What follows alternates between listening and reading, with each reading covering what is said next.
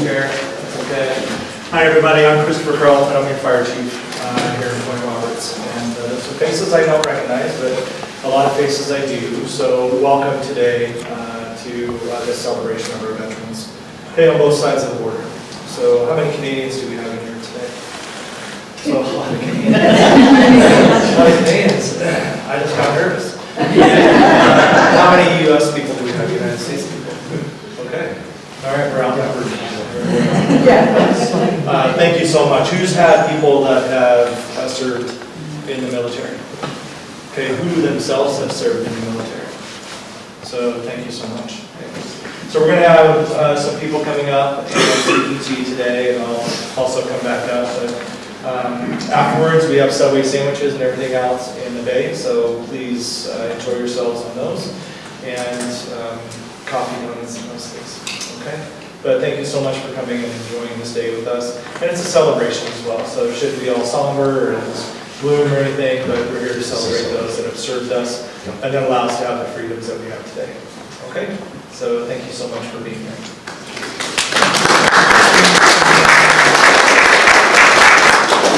I'm Samantha, and I'm going to do the land acknowledgement. So for the Americans here in Canada, we do a land acknowledgement to recognize the land that we're on. So this land is actually the traditional lands of the Lummi and the Tawasin First Nations. The Tawasin First Nations came across the land, and from where the Tawasin First Nation is now, and the Lummi came across to the area like Little Point and along there to fish and to earn their livelihood. So I'm going to call up Sevilla Press, and she is going to lead us in the anthem.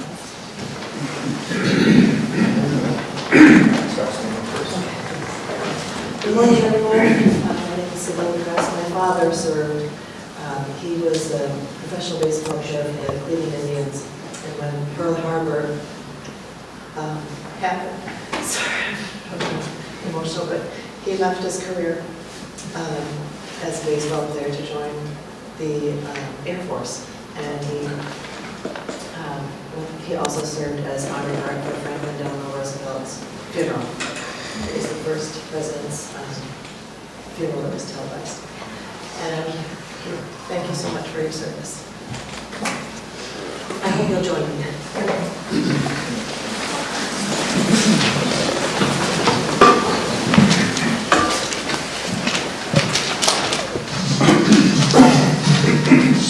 Oh, say, can you see by the dawn's early light what so proudly we hailed at the twilight's last gleaming, whose broad stripes and bright stars through the perilous fight o'er the ramparts we watched were so gallantly streaming, and the rockets' red glare, the bombs roasting in air, came through the night that our flag was still there. Oh, say does that star-spangled banner yet wave o'er the land of the free and the home of the brave?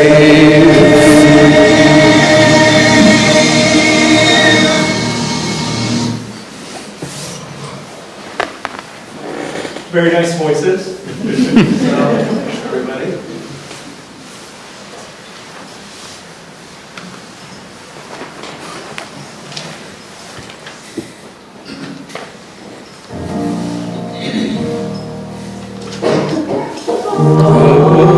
Canada, our home and native land, true patriot love in all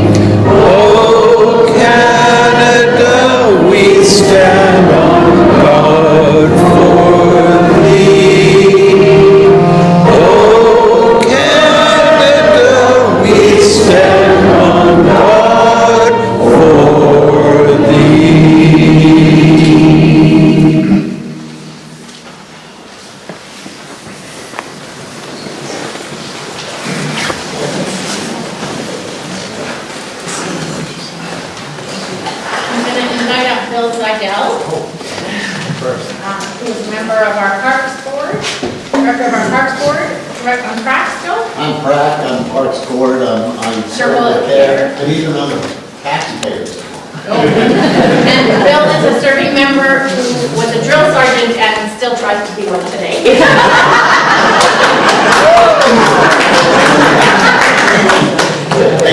Yeah, that's exactly right. Only I can't drag everybody out in the parking lot and make them do physical therapy. We used to call it PT, but that was fun, you know, usually at 5:30 or 6 o'clock in the morning. But I'm here courtesy of, you know, it's kind of crazy. They say politics makes for strange bedfellows. Well, so does war.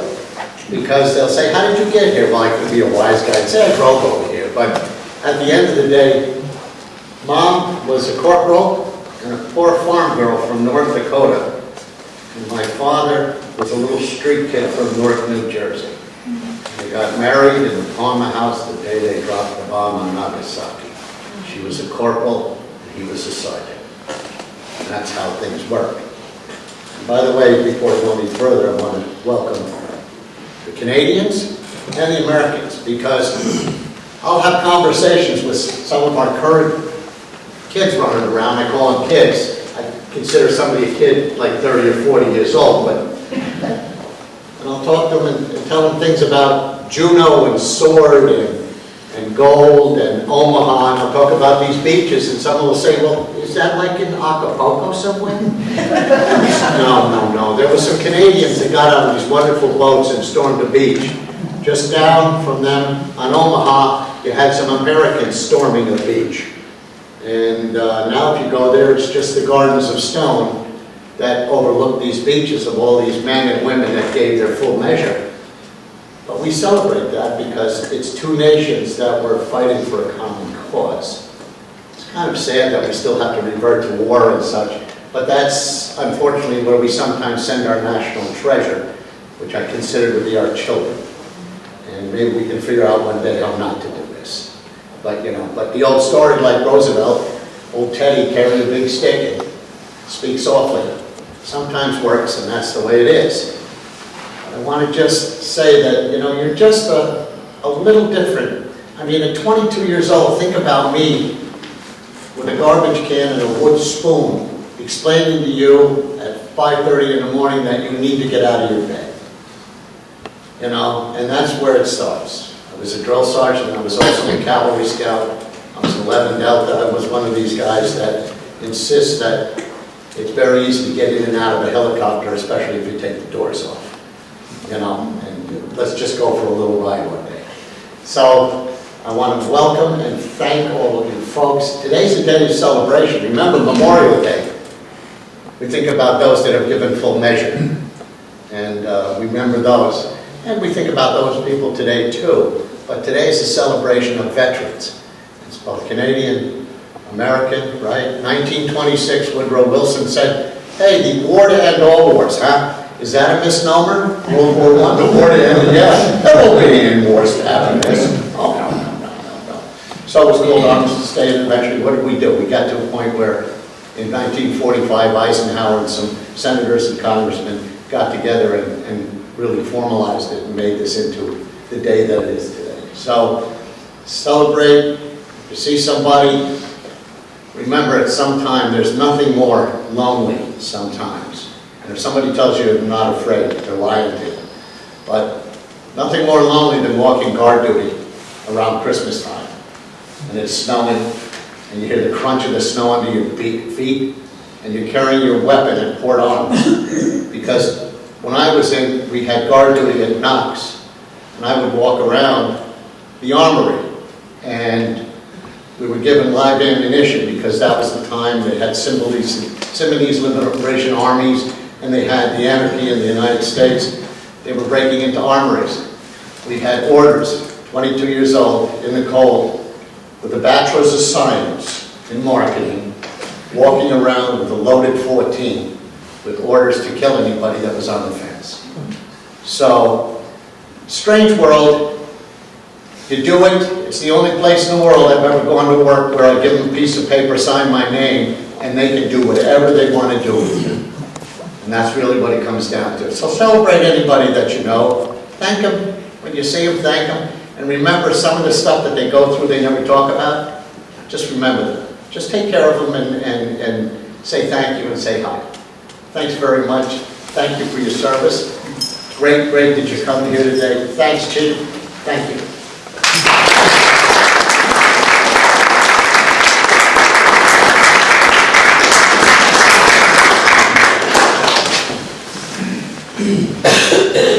So it's just about 11 o'clock, so we'll leave a moment of silence as we do in Canada to remember those that have served and those that have fought for our freedom.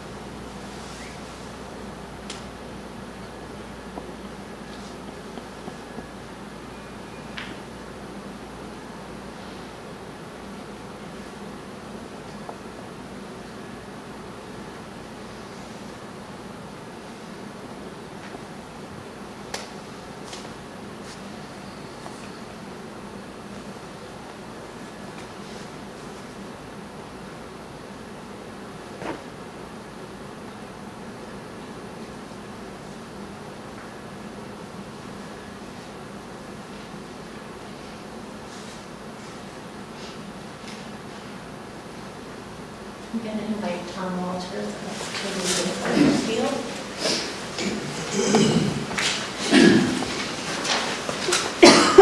These are the memorable words of poet John McCrae.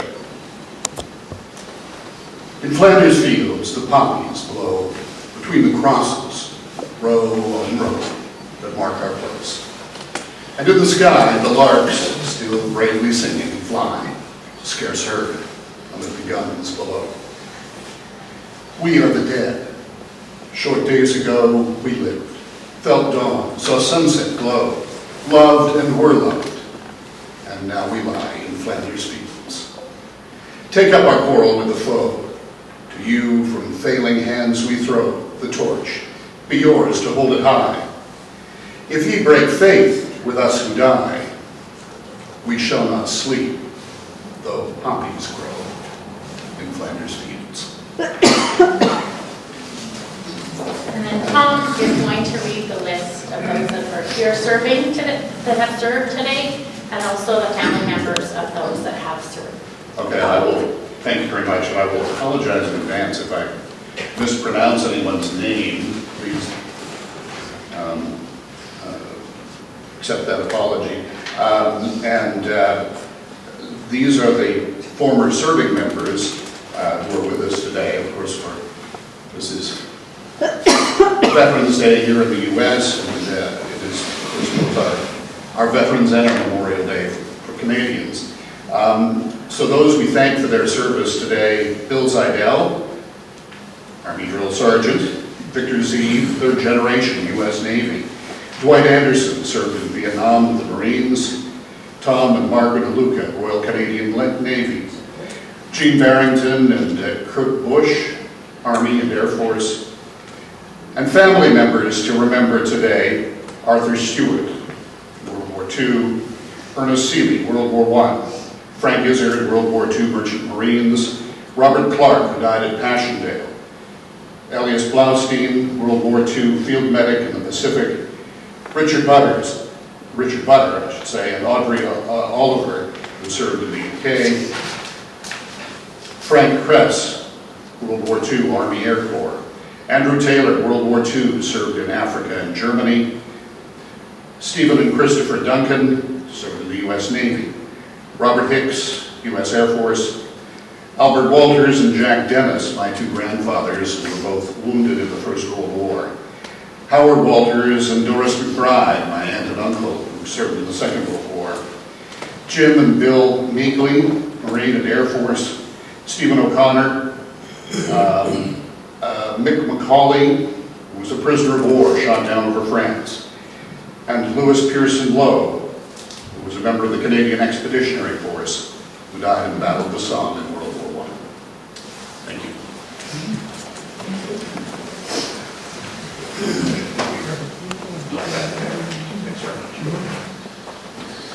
So today's a great day. We have the freedoms that we all enjoy, being able to come into other countries freely, to have the ability to be with family and to celebrate these types of things. So I want the veterans that are currently here today to stand up for me, please.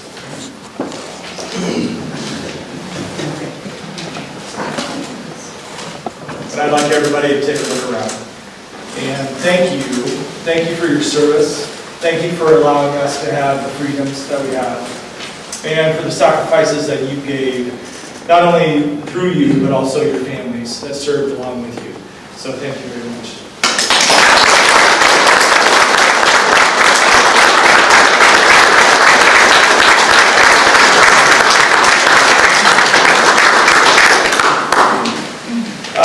Stephen and Chris Duncan are my family.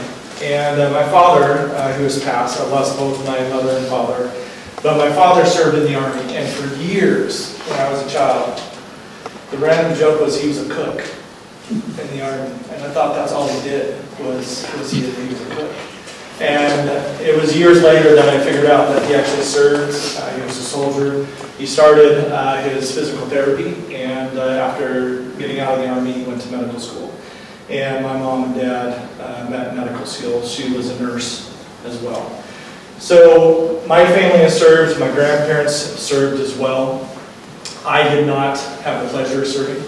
I went through just from high school, went into college, studied criminal justice, and 30 years later I walked into a fire station and here I am. So I'm here in Port Roberts. I'm still a full-time firefighter paramedic as well, but you know, I work alongside a tremendous amount of veterans who are police officers and who are firefighters. And we owe you the greatest level of gratitude that we could ever offer you for allowing us to be here. So thank you so much. Please eat Subway when we're done here. There's a lot of Subway out there. And thank you so much for being part of this community, for allowing me to be your fire chief here, and for coming out here for this celebration. So thank you.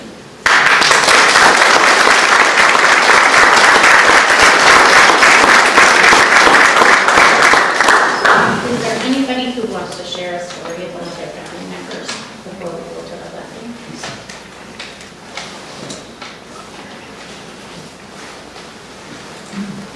Please. I'm from Canada, but my great uncles were from the UK. And I just wanted to say that the search on Ancestry has been really interesting because I've learned so much. And I didn't give you their names, but I just want to say them quickly. Thomas Ramsey Anderson, who was born in Scotland, and Frederick William Fiddler, who actually died and was buried in the Gaza Strip. And Silas John Wiltshire, from Wiltshire, and he actually started the Boer War. And all of these men I've learned through Ancestry, and I just thought it would be a good thing to mention that the past is very present, and it was actually the fellow buried in the Gaza Strip who really moved me forward to learn more about that, because sometimes at 3 a.m., you know, they show up.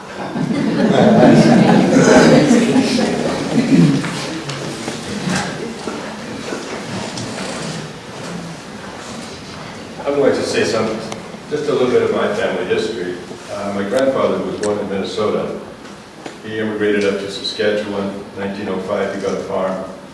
And he would enlist in the Canadian Army in January of 1916.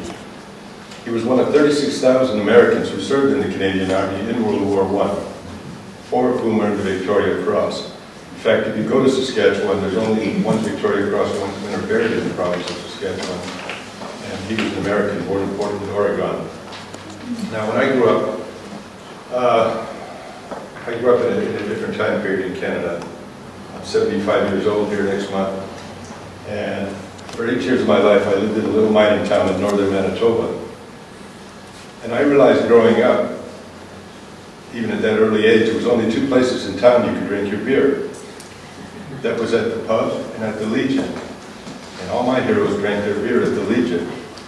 And so when I was about 10 years old, if you asked me what I wanted to be, I would have told you, I'm going to be a soldier.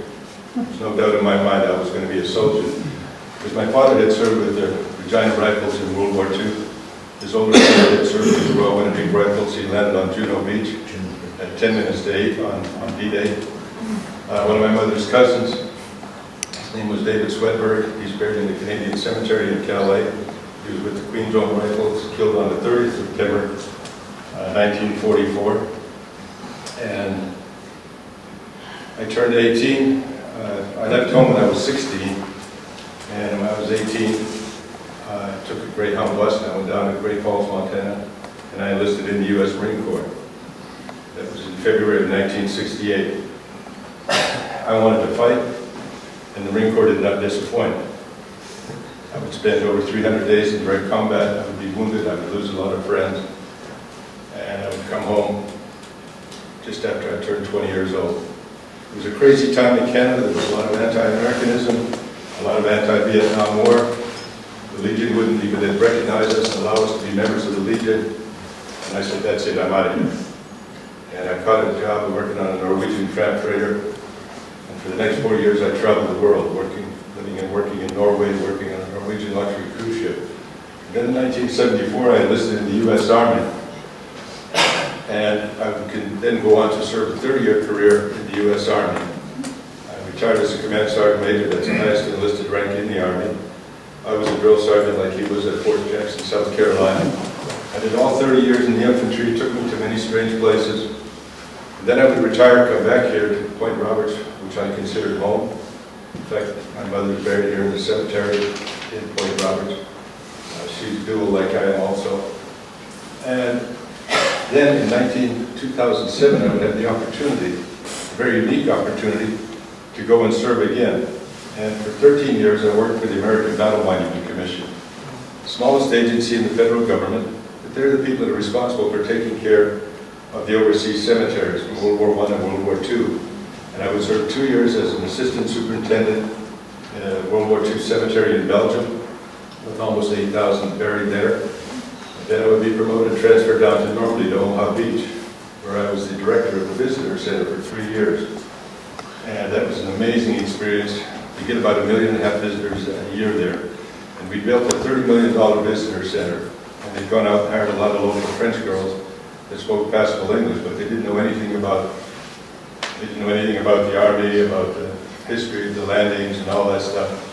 And so my boss, who was a retired Army one-star, he said, Sergeant, you can go down there and get them young ladies squared away. He said, I'll allow you to give tours until I'm certified them. And they know what they're talking about. So it took me about 15 months to get them all qualified. If you go to Normandy now, they're incredible. The guides there at Normandy are incredible. Anyway, from there I was transferred to a World War II cemetery in eastern France, and then to a small cemetery in the south of France for 4 years. So a total of 25 years of my life have been spent in Europe. And we would go out and give tours in the cemeteries. And we do lots of research on the soldiers buried there in the cemeteries. And what I found about many of the soldiers that are buried in the cemeteries, they were like their father. By the way, we did things with baseball players in service and things like that. Some of just amazing stories of the Americans that are buried in those cemeteries, the people that are buried in those cemeteries. And as we would give the tours, I would conclude my tours by telling people, we will never know what the world would look like if these people had lived. We'll never know. What would they have accomplished? What would their children have accomplished? Their grandchildren have accomplished?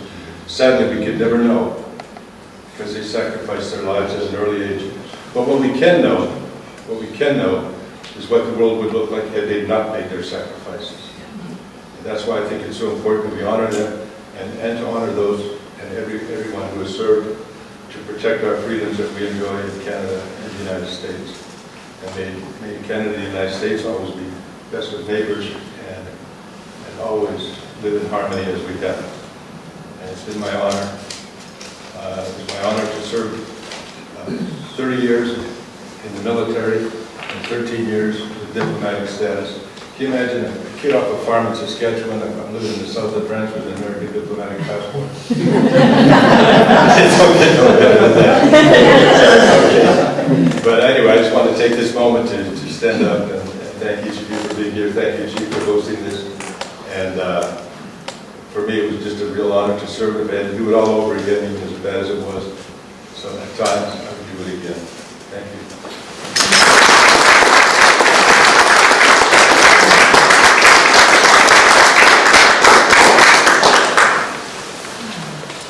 Man, Sergeant Major, I had a question for you. Was it Hibbing or was it Evelyn where you lived? Pardon? Where was that in Upper Minnesota? Evelyn or Hibbing, Minnesota?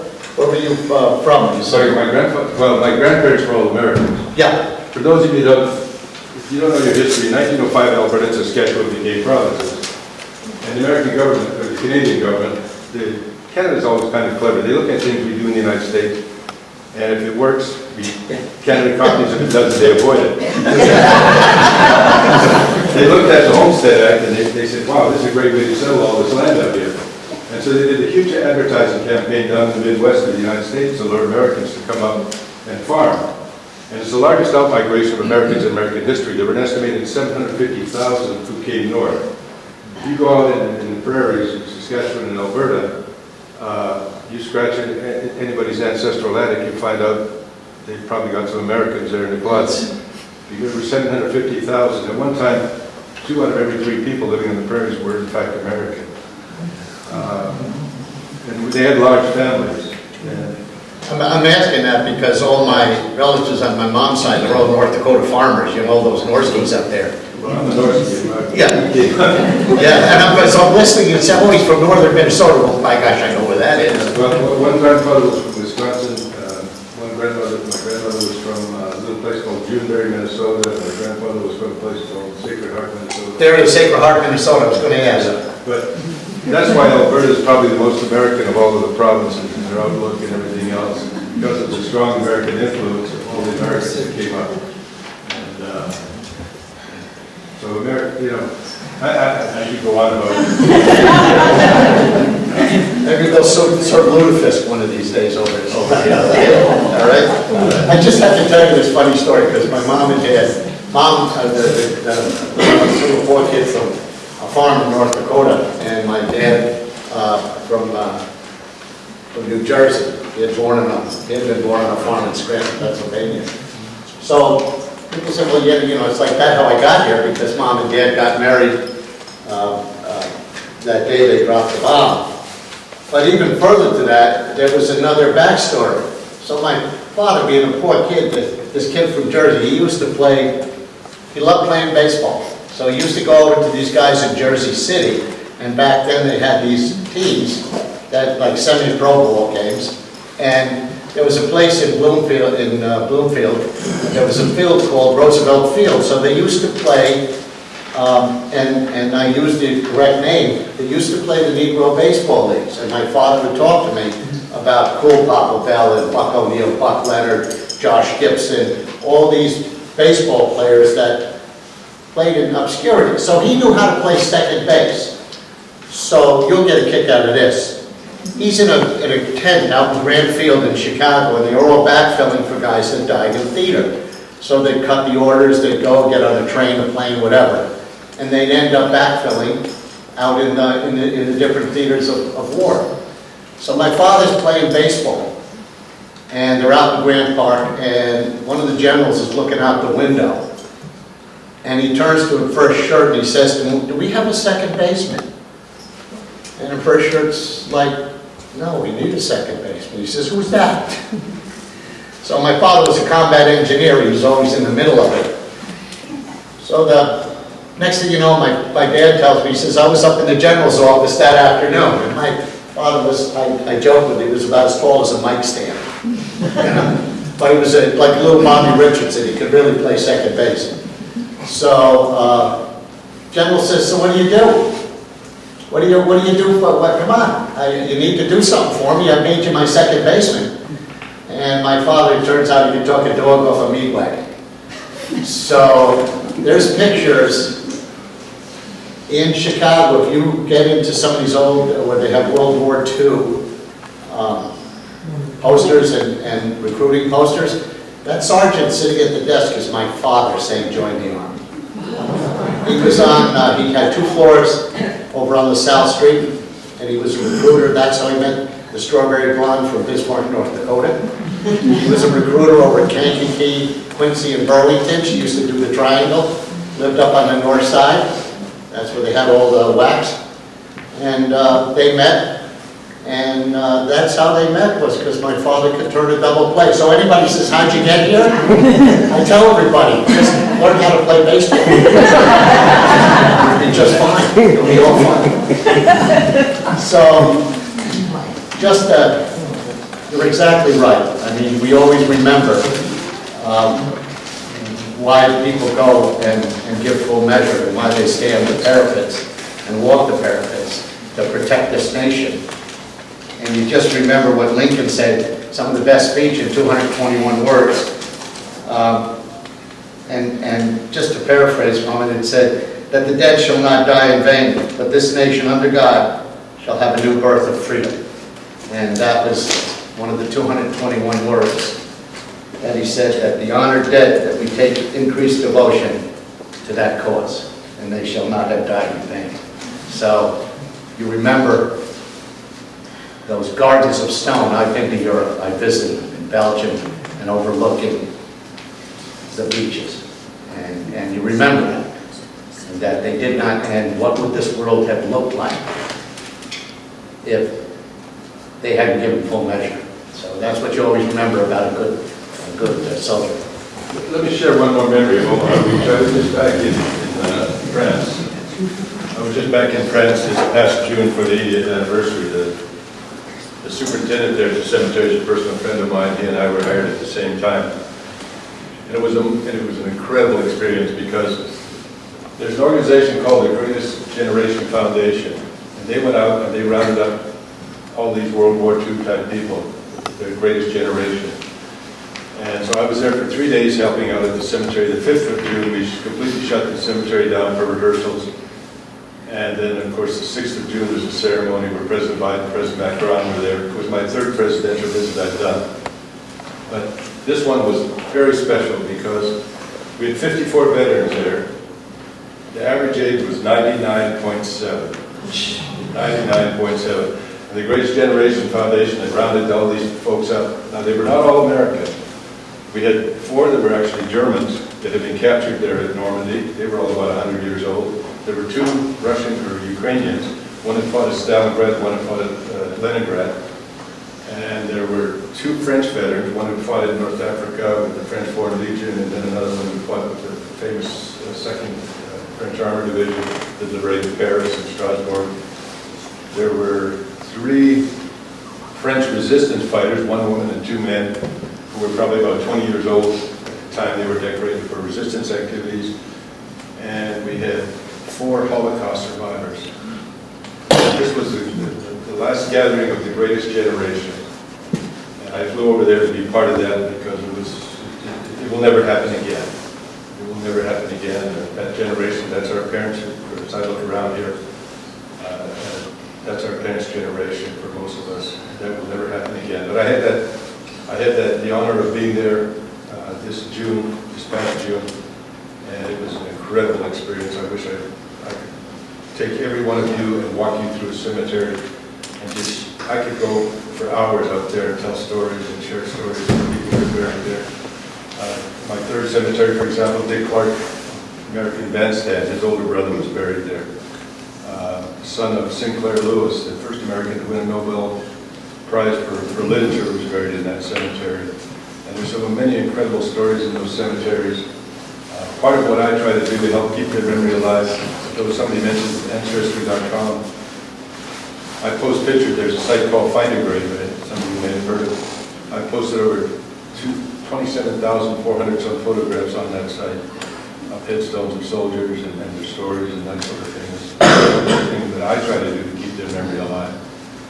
But I just wanted to share that my Omaha Beach experience this past summer, because it was an amazing experience. 99.7. Amazing. I'm gonna, did you want to say another thing? Please, Jean. I would like to jump down right over here. Here we go. Yes,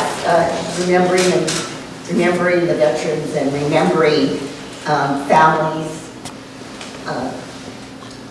is really important. My uncle, whom I never met, died in World War II. He was in the Air Force. He was stationed in Alaska and was on a flight out over the oceans when his plane went down.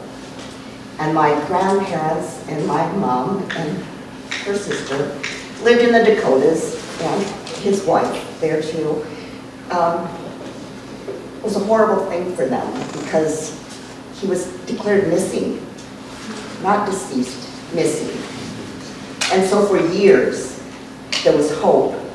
There was hope. And then it was like 7 years, and then the government said, okay, we can't find him. We're just going to declare dead. But they just never let go of it. My mother was in her 80s, and somewhere over the oceans, around the ocean islands, they found a Navy plane that went down, and she called me and said, I don't know how to find out about this. I need to find out about this. I said, Mom, what's wrong? And she said, well, it could be my brother's plane. And if they can bring it up, then maybe I can bring him home and bury him. That was very important. It was not the kind of plane that he was on. So although the veterans gave their full measure, so many families gave their full measure, and we need to remember. Thanks.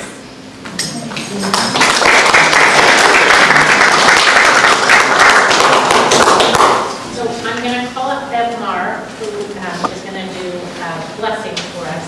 But I just wanted to make sure that if everybody wanted one, they had one of our bundles, which is rosemary for remembering, thyme for courage, sage is for wisdom, and on the table we have fir for the determination and honesty and endurance that comes with hope for the future, and cedar for nobility and strength. So if somebody doesn't have one, we do have some more to give out. All right, we're going to enter a few moments of quiet. Would you contemplate these stories? I will say a few words and then I will say a blessing. We're entering uncertain times in this nation, and yet we value freedom. And our veterans have fought for it, and our veterans will fight for it. There's a time in all religions, I'm an interfaith minister, that it's expected that a great teacher will come and he'll have a team of the sages, the wise ones. No place of hell is more needful than those who have fought and fight in wars, serve among catastrophes, and their inevitable traumas. We look to the hopeful time for peace on earth. We know that it has to come also with justice, with practicing sharing, with tikkun, the Jewish practice, acts that repair the world. And there are so many ways that are needed. And we look especially to make progress among the veterans of wars and their families in both our nations. For those who serve and bear the scars, physically as well as the complexities of PTS, the traumas of shock, of having heard and seen what may take a very long time to forget or may never be forgotten, should they survive the war. And so and I hope all of us, invoke now the blessings we each need, that our veterans need, from that which many of us call God, the divine, from the Christ, Jesus, and from the Buddha, Maitreya, from Messiah, Krishna, from the Manmadi, or by whatever name you or our veterans honor the way of goodwill. And the sages and the masters of wisdom, may we each feel this blessing today and throughout this week to fully heal now in body, mind, and spirit. May we each feel this blessing today in our time together, in our time of sharing stories. And may we feel more hopeful this week. And may we be inspired to work and to play together, to be in right relation with our beloved Mother Gaia, as well as each of us, whatever our roots. Amen. Amen.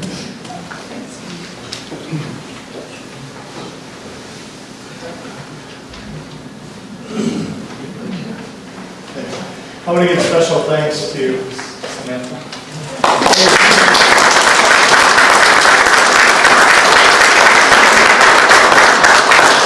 Thanks to Sabella for leading us in this song.